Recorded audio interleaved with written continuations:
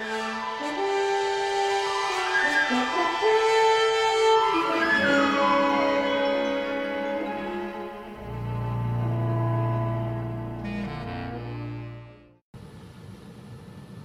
everybody, Captain Foley with you. Was that not the most amazing new intro to my channel ever? There are more on the way. I had a conversation with my good friend Samuel Cockings from the UK today. He's the one that does up my intros for me, so if you like what you see, I actually have a website that you can check out some of his work. Go to Facebook, and under Facebook, in the search, type in Star Trek Temporal Anomaly. He is doing the special effects for that, doing some CGI, and he's also doing green screen. It's a multi-era Star Trek film, and with the green screen, of course, they can do any era, any ship, any location, anything. It's pretty cool. So check it out on Facebook, Temporal Anomaly, Star Trek Temporal Anomaly, and that's my good buddy Sam Cockings that's doing that.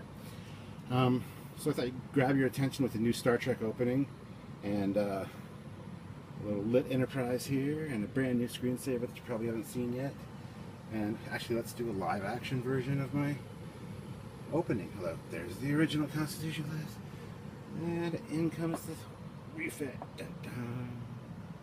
Awesome. So anyway, yeah, I'm just going to show you guys that clip again right here, right now, really quick, so you can check it out and actually appreciate it. Hope you guys enjoy it. Like I said, there are more on the way, so look forward to those in the next little while. We also have an exciting project on the go, him and I, which I don't want to give you too many details about at the moment, but just it's Star Trek related, and it's about Star Trek ships, and it's going to be really cool. And the next video I do is going to have a lot more information for you guys. I just wanted to kind of whet your appetite for that. And if you're a Star Trek fan and you're subscribed to my channel, first of all, you're in the right place, and second of all, I wanted to make sure that you knew that there was something exciting and new coming out as far as Star Trek goes on this channel, so stay tuned. This video, ironically though, is not about Star Trek. It's going to be about World War II fighter and an F-14. Now this F-14 I built a few years ago. I'm just doing some maintenance to it. Some of the decals have kind of got frayed or missing, and I need to repaint the red line there. I need to redo these. I'm taking the decals off and painting them yellow, and then I'm doing black outlining on around the edge of each of them and down the middle.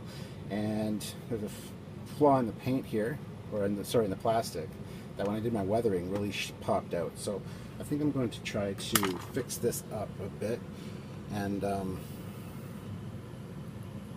get it looking a little bit better than it is right now. Now the F-14 is my favorite fighter jet, due mainly to Top Gun. When I was a kid, I used to watch Top Gun all the time, and I wanted to be a fighter pilot for a long time, a Navy fighter pilot, and do the F-14 pilot gig. But of course I'm Canadian, and second of all, I have terrible eyesight, so there's no way I would ever become a Navy fighter pilot. And now the F-14s are retired, replaced by the F-18s. So anyway, this is just a model I did a few years ago on that, and so I'm going to do some touch-ups and repairs on it. And this is the P-51, which is my favorite World War II era fighter. This is my own paint job, my own paint scheme, and my own squadron. It's called the Swordsman. Of course, you've got the sword along the bottom of the engine, swordsman there, and swordsman there. The swordsmen are actually an F-14 squadron, and those decals came with this kit. However, I did USS Forstall, and it's a different squadron than the swordsmen.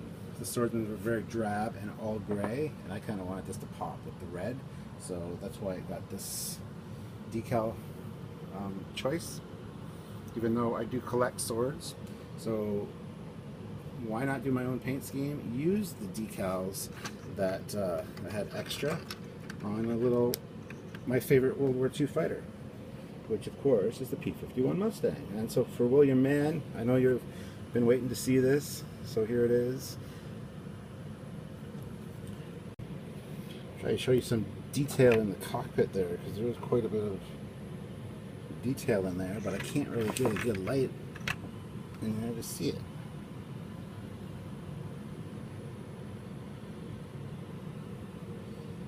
So yeah, there's some problems with this one, however.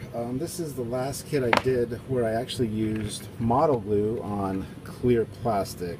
I didn't know that it hazed it, and I didn't know that you couldn't repair that after that had happened. So it's got this large hazy mark on the canopy, and ever since then I learned about canopy glue, which ironically is for canopies, and it's just basically white glue, like white Elmer's glue almost, and it doesn't mar the clear plastic like the normal model paint does.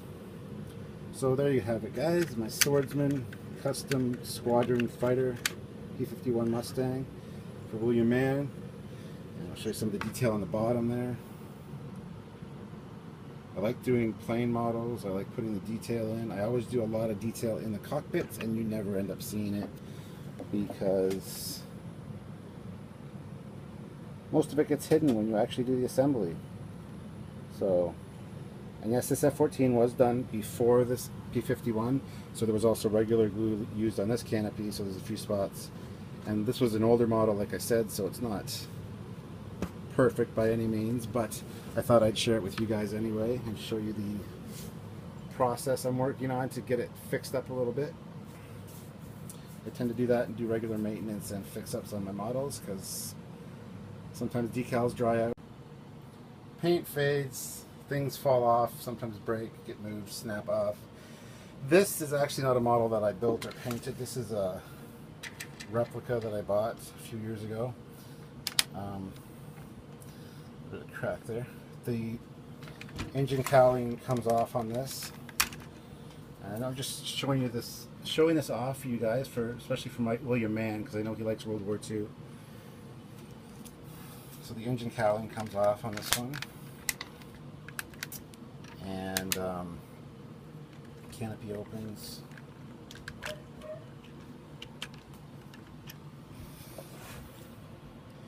the pilot in there. And here she is with the landing gear down and the stand put away.